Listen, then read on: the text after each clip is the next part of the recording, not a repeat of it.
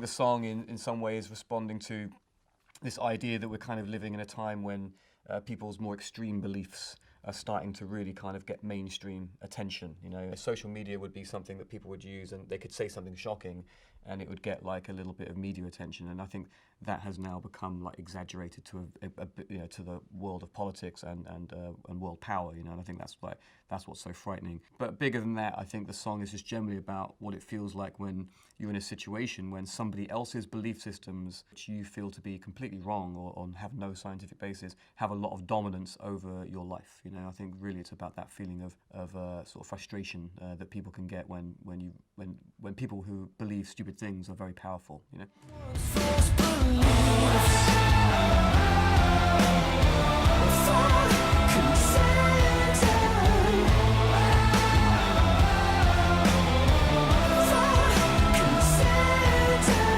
Something about in the 80s films, I remember that there was this kind of slightly dystopian feeling that was interesting to me, you know. And I feel like, you know, the 90s changed, everything changed, the 2000s everything changed, but now I kind of feel like we're almost back in something similar to that, you know. There's an amazing scene in Back to the Future 2 where he goes to an alternative future, which is like a terrible future, and Biff has become like the leader of, or the president or something. I can't remember. He's become like, I don't know if he's the president or something very powerful.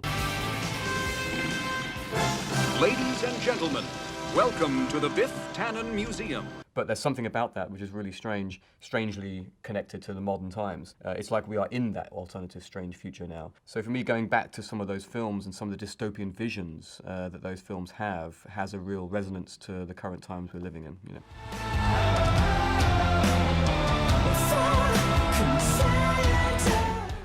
No, we're going to make an album, and these songs that we've released will be on the album. We just like the idea of making. First of all, we actually like the idea of making more videos. Actually, so putting more songs out ahead gives us the chance to really focus on the video. Sometimes when you make an album and an album comes out, you have to rush the video making process a little bit. So for the first time, we really want to be a bit more involved in the video making process and try to make a video for almost every song on the album. And we're hoping there'll be maybe a theme that runs throughout the videos especially. But the album won't be a concept album in terms of a narrative, but there will be some themes that connect the songs together.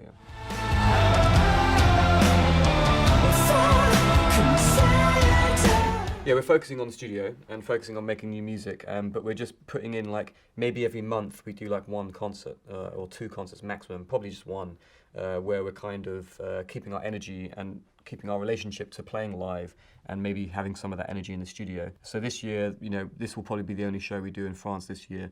And then we might do one or two festivals, you know, one in America, one in maybe Portugal or something, maybe one in Germany. We're getting ready for next year, which is when we'll do like a big world tour, and we'll definitely be playing a tour of France, yeah.